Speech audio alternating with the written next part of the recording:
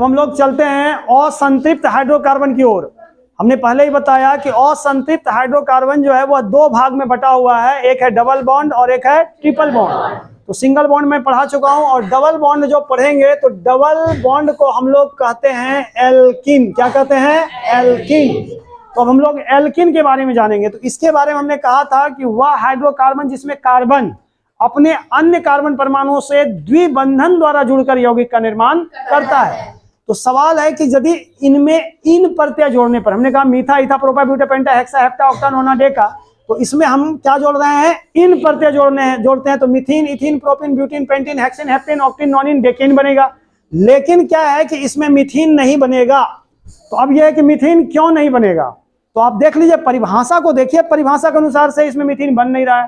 Carbon अपने अन्य carbon परमाणुओं से, तो यहाँ एक ही कार्बन है तो अन्य कार्बन परमाणु से वो कैसे जुड़ेगा, इसलिए यहाँ पे मिथीन क्या होता है? नहीं बनता है। अब चलते हैं कि इथीन बनेगा। इथीन बनाने के लिए हमने कहा कि इथीन के लिए मीठा, ईथा से इथीन बना है। तो चलिए सर, वो दो कार्बन, हमने कहा संख्या जो है मीठा, ईथा, दो कार्बन दे दिए। अब हमने कहा कि कार्बन और कार्बन के बीच कहीं भी एक जगह दो बॉन्ड लगाना है, तो दो बॉन्ड यहां दिए। क्योंकि कार्बन की संयोजकता 4 है, इसलिए इसमें 2 और 1 3 और 1 4। इस कार्बन के लिए 2 और 1 3 और 1 4। इस प्रकार यहां 2 कार्बन है तो C2 हो गया। 1 2 3 4, 4 ठो हाइड्रोजन है और इन लगाने पर इसका नाम क्या हो गया? इथीन। अब चलते हैं प्रोपीन कैसे बनता है। मीथा, ईथा, प्रोपा, प्रोपा से प्रोपीन बना है। हमने कहा एल्किन के लिए क्या कहा कि इसमें एक जगह कहीं भी डबल बॉन्ड लगाना है। हमने यहाँ पे डबल बॉन्ड लगा दिया और सबकी संयोजकता को 4 पूरा करना है। 2 1 3 और 1 4। इस कार्बन के लिए 2 1 3 और 1 4। इस कार्बन के लिए 1 2 3 4। और इस प्रकार किनारे जहां जहां हैं उन सभी में हाइड्रोजन बैठा देते हैं।